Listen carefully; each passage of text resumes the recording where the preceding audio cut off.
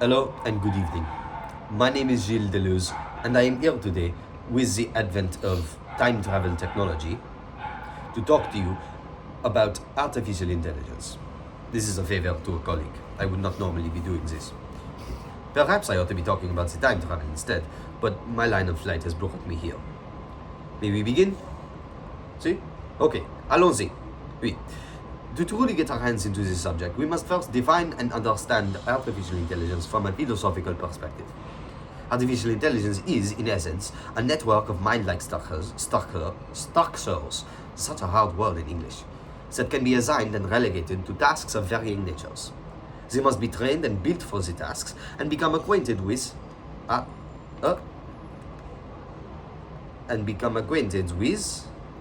working with the material to be truly proficient in their required jobs. In this way, they are not unlike the human being. The human being who cannot clearly use a teleprompter correctly.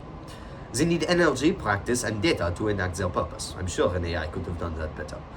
This functional nature of AI is in large part, however, contrary to the human being. Without desire to create lines of light or their own sense of purpose, AI functions more like a machine than like human. Thank you. This difference means that when AI is tested under the same conditions as human, it is occasionally incapable of producing results at all. Thus one might argue, attends-moi. I have been asked to refocus because the professor who asked me to speak today has several questions to look at. Let me read them. Okay, un momento. Firstly, can a machine act intelligently? Okay, silly question. Moving on. Secondly, can it solve a problem a person can by thinking? Well, no, I've just covered that. Present it with something without stimulus or data and it is incapable of creating as a human might. But the last one. Okay. Are machine intelligence and human intelligence the same or different? It is this one I will answer. I do not have time for all of them. There is a screening of Je t'aime at home that I must get back to. Alors, machine intelligence is of utmost interest to me because it relates greatly to an idea I proposed alongside my colleague Guattari in our book A Thousand Plateaus. This theory is one of rhizomatic conceptualization. Goodness.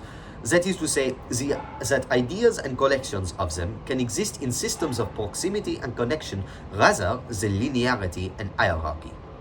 This is a pertinent concept to understand with AI when we compare its models with rhizomatic plant structures. On the left here is AI. You see? It has several nodes with many connections between them, and these connections can be reprogrammed and restructured in any way that fits the AI's intended task. And this is the potato, a similar concept.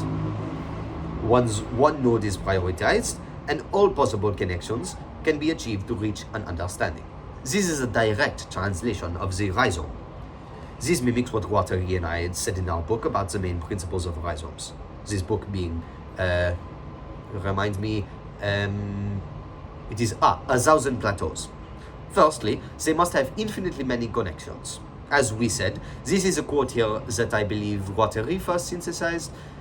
Any point in the rhizome can be connected to any other and must be. This is precisely how AI works.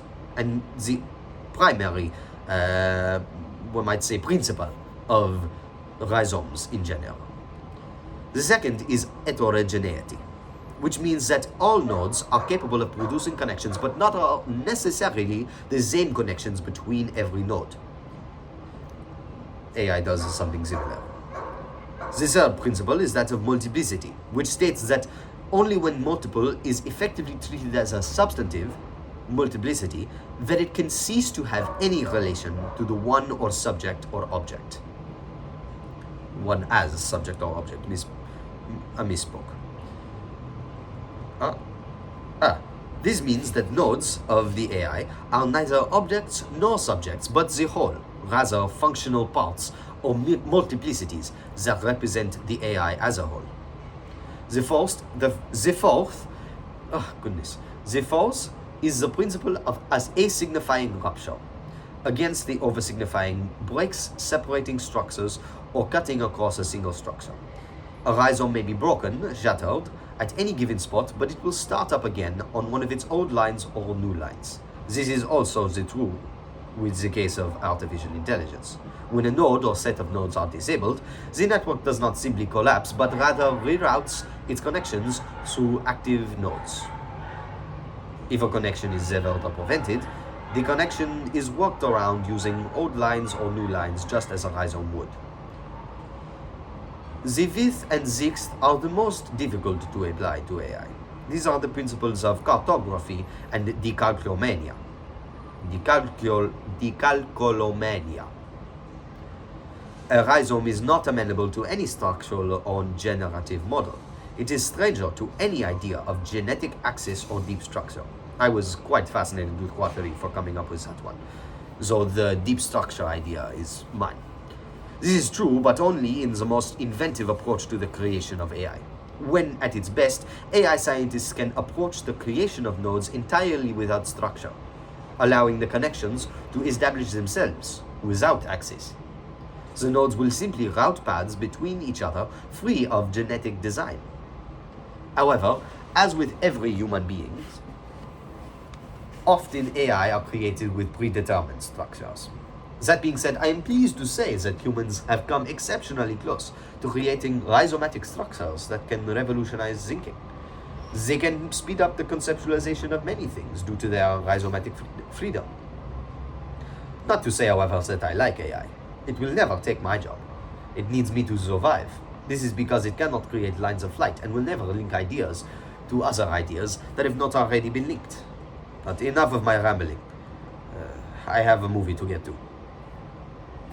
Goodbye, Professor Stagliano, and thank you for having me on here today to talk to your class about rhizomes and AI. I hope that this helps in understanding AI as an idea, and I hope that it does not take over the world as it did in Terminator. Yes, while I time traveled, I watched a couple movies. Thank you.